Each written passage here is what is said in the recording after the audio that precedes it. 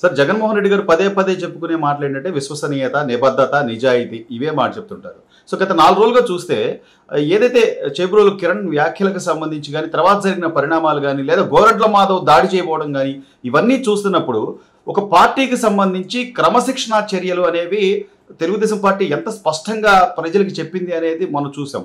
మరి ఈరోజు గోరంట్ల మాధవ్ లాంటి వాళ్ళు కానీ లేదా గతంలో అనేక మంది చేసినటువంటి చౌకబారు పనులు కానివ్వండి ఇవన్నీ జగన్మోహన్ రెడ్డి గారు కనపడవా లేదా ఆ పార్టీలో క్రమశిక్షణ అనేది ఉండదా, లోపించిందంటారా ఇట్లా?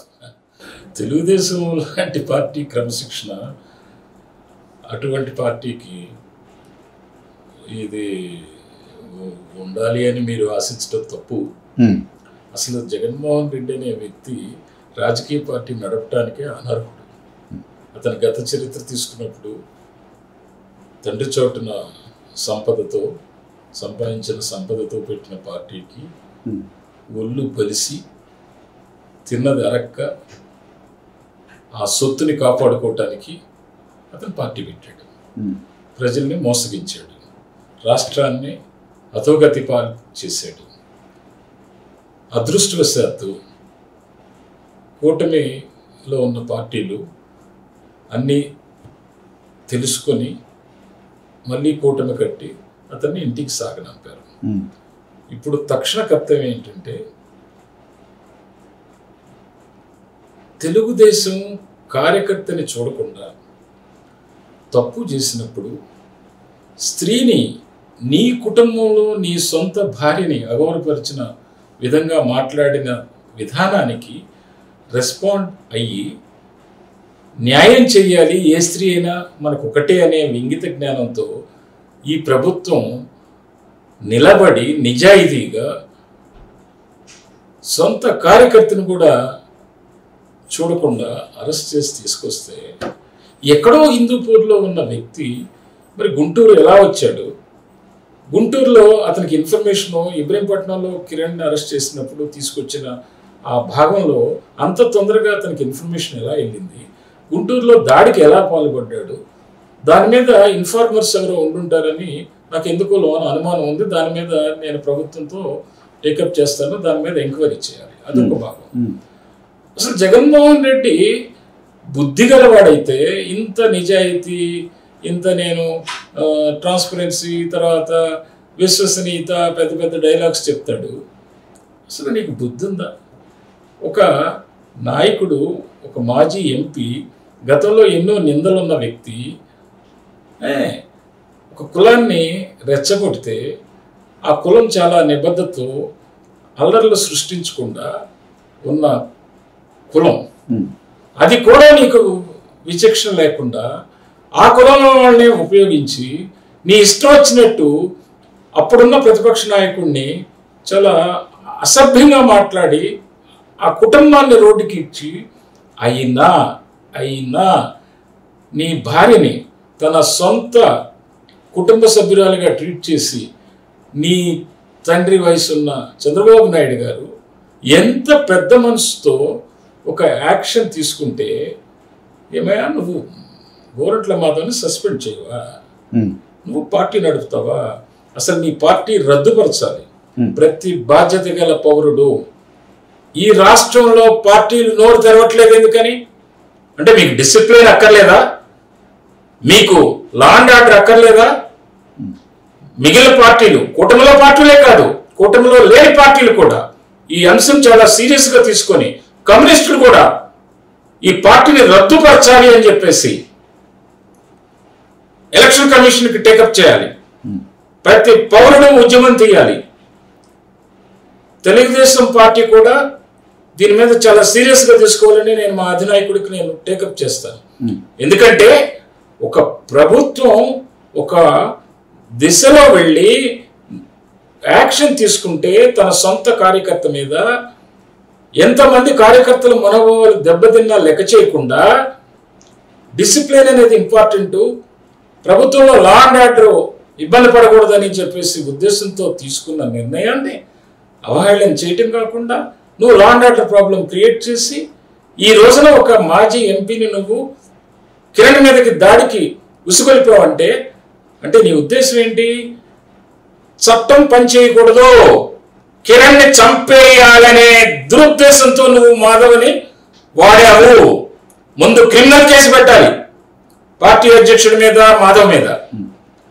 ఎలక్షన్ కమిషన్ కి పార్టీ గుర్తింపు, పార్టీని రద్దు చేయమని అందరూ ఉద్యమించాలి. అది నా ఉద్దేశం. కానీ ఇన్ని కేసులున్న వ్యక్తి, ఈడీ ఆరోపణలు ఎదుర్కొంటున్న వ్యక్తి, 12 సంవత్సరాలుగా బెయిల్ మీద ఉన్న వ్యక్తి, అలాంటి వ్యక్తి పార్టీ అధ్యక్షుడిగా ఉన్నాడు అంటే వాళ్ళ నాయకులు కానీ వాళ్ళ కార్యకర్తలు కానీ అదే కదా సార్. ఈరోజు జోగి రమేష్ చంద్రబాబు నాయుడు గారి ఇంటి మీదకి వెళ్తే అతనికి మంత్రి విషయ పదవి ఇచ్చిన పరిస్థితి నుంచి అధికారం ఉన్నా అధికారం లేకపోయినా కాంగ్రెస్ ప్రభుత్వం నుంచి పార్టీ తను విడిపోయి పెట్టినప్పుడే అగాయిచ్చారు. తండ్రి మరణాన్నే ఒక రాజకీయ లబ్ధి కోసం వాడుకున్న వ్యక్తి కేసులు ఇవన్నీ అతనికి నేల చల్లాటం. అది అతనికి అసలు సిగ్గు ఎగ్గు లేదు. మన దురదృష్టం. ఆంధ్రులు చేసుకున్న ఎప్పుడో పాపం. అదృష్టవశాత్తు ఏంటంటే మళ్ళీ 19లో చేసిన తప్పు చేయకుండా కూటమి పార్టీలన్నీ కలిపి 24లో మళ్ళీ ఇంటికి పంపించారు అత్యధిక మెజారిటీతో. తెలుగుదేశం ఒంటరిగా గెలవగలిగేది, అతను ఇంటికి పంపించగలిగేది. అయినా సరే ఆ ఛాన్స్ తీసుకోకుండా ఇటువంటి దుష్ట పార్టీని, దుష్టుణ్ణి దూరం పెట్టాలని, ఈ రాష్ట్ర ప్రజల్ని బాగు చేయాలనే ఉద్దేశంతో 0.1% ఛాన్స్ తీసుకోకుండా కూటమి ప్రభుత్వం ఏర్పడింది. కూటమి పార్టీని జతకట్టాయి. ఇది మంచి పరిణామం. ఇప్పుడు ఈ పార్టీని రద్దుపరచకపోతే కేంద్ర ప్రభుత్వం కానీ బీజేపీ సీరియస్గా తీసుకోవాలి. అలాగే తెలుగుదేశం ఆ పార్టీ కూడా సీరియస్గా తీసుకోవాలి. తీసుకొని ఇతని పార్టీని రద్దుపరచాలి. రద్దుపరచకపోతే భవిష్యత్తులో చాలా ప్రమాదం పొంచి ఉంది.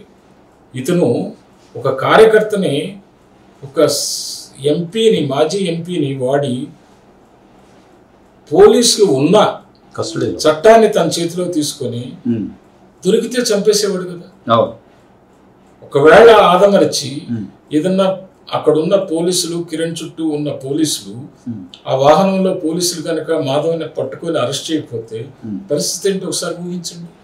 అనవసరంగా ఒక కార్యకర్త, ఒక బీసీ బలైపోయాడు కదా. అది ఊహించిన పరిణామం. ఇటువంటివి రాబోయే రోజుల్లో ఎన్నో చేస్తారు. ఊరుకోరు వాళ్ళు. రేపు 29 ఎలక్షన్ దగ్గరికి వస్తున్న కొద్దీ చాలా గొడవలు సృష్టించడానికి ప్లాన్ చేస్తారు. ఒక జోగి రమేష్ అనే కాదు, లేకపోతే ఇంకో నాయకుడు అనే కాదు. వాళ్ళకి మనుషుల ప్రాణాలు, మనుషుల జీవన విధానం అంటే అసలు విలువ లేదు. ఆ వ్యక్తికి విలువ లేదు, ఆ పార్టీలో ఉన్న వ్యక్తులకి విలువ లేదు. నాయకుడు ఎలా చెప్తే అలా ఆడాలి. వాళ్ళ యొక్క స్వార్థం తప్ప జీవితం కరెక్ట్గా ఉండాలి. మనుషులు కరెక్ట్గా జీవితాన్ని, వాళ్ళకి మానవుడు భగవంతుడు ఇచ్చిన జన్మని సార్థకత చేసుకొని ప్రశాంతతగా బతకాలనే ఆలోచనే ప్రజాస్వామ్యంలో ఆ రాజకీయ పార్టీకి లేదు. ఆ రాజకీయ పార్టీని తక్షణం రద్దు చేయాలి. సో రాజకీయ అనుభవం, రాజకీయ అవగాహన ఉన్నటువంటి సాధారణ పబ్లిక్ నుంచి లేదా కామన్ మెన్ వరకు ఈ రోజున ప్రశ్నిస్తుంది ఒకటే సార్. ఇంత జరుగుతున్నా కూటమి ప్రభుత్వంలో ఉన్న కేంద్ర ప్రభుత్వం, ఈ రోజు బీజేపీ, భారతీయ జనతా పార్టీ నాయకులు కానీ, లేదా మీరు అన్నట్టుగా జనసేన వీళ్ళంతా ఉన్నారు, అలాగే కాంగ్రెస్ కానీ, లేకపోతే వీళ్ళందరూ జరుగుతున్న పరిణామాలు ఎందుకు సార్ చూసి చూడనట్టుగా అట్లా ఉండటానికి కారణం ఏంటంటే? చూసి చూడనట్టుగా ఏమి ఉండట్లేదు. హోంమంత్రి గారు వివరణ ఇచ్చారు. అలా అంటే కారుమూరి నాగేశ్వరరావు గారు వార్నింగ్లు ఇచ్చినా, లేకపోతే జోగి రమేష్ గారు మడిచి ఆ రెడ్ బుక్ ఎక్కడ పెట్టుకోండి. నేను చెప్పేది ఏంటంటే, నా డిమాండ్ ఏంటంటే,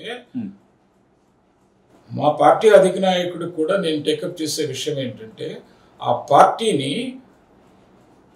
పార్టీని రద్దు చేయాలి అనేది ఎలక్షన్ కమిషన్కి టేకప్ చేయాలి.